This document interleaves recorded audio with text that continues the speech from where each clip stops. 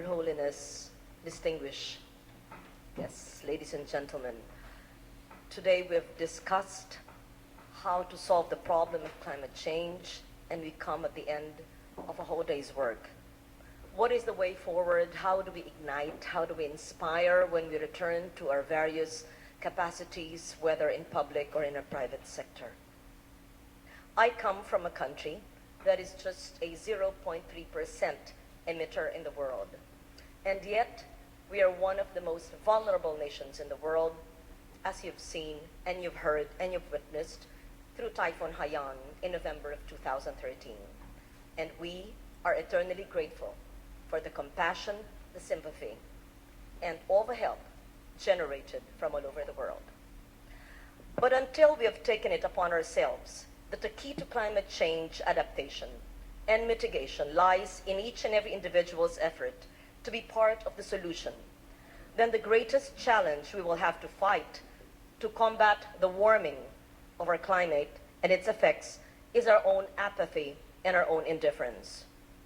Our action should enable us to revisit and to rethink our current frameworks and our current strategies for socio-economic development. All throughout these decades, if not centuries, our development approaches and practices have allowed our disaster vulnerabilities to grow, to spread, and to pervade until today. Poverty and gender inequality, environmental degradation, deforestation, rapid urbanization, climate change, and many more. These have all conspired to create enormous risks in our midst, in our communities, victimizing the most vulnerable populations, our women, our children, our indigenous peoples. They have constantly challenged our human capacity to cope, and this must cease. Our action should enable us to espouse a new brand of politics, the kind of politics that has genuine regard for human development and a forceful vision for the future of humanity, the kind of politics that ushers proactive laws and reforms our conventional way of thinking and doing.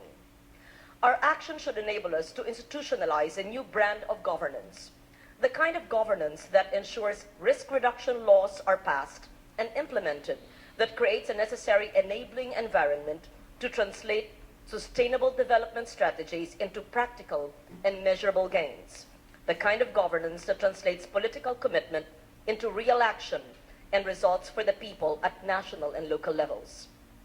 Our action should be able to engage all key stakeholders and sectors to promote cooperation, especially in the process of mainstreaming disaster risk reduction and climate change adaptation into our national development agenda.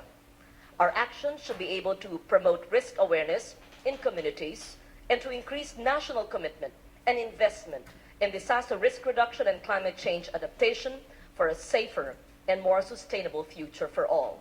And allow me to just say that in the Philippines on Monday, as we reopen session, and I, as an incumbent senator for my third term, will write a memo to the President this weekend, and we will initiate and launch in 1,600 cities and municipalities all over the country, in more than 100 state universities and colleges, and hopefully in the 42,000 barangays of our country, our own Summit of Conscience for Climate. Being a most vulnerable nation that is not the cause of this vulnerability, we hope that the Philippines will be the first that will show the outcome of today's summit. I thank you all. It humbles me to be in your presence. Thank you.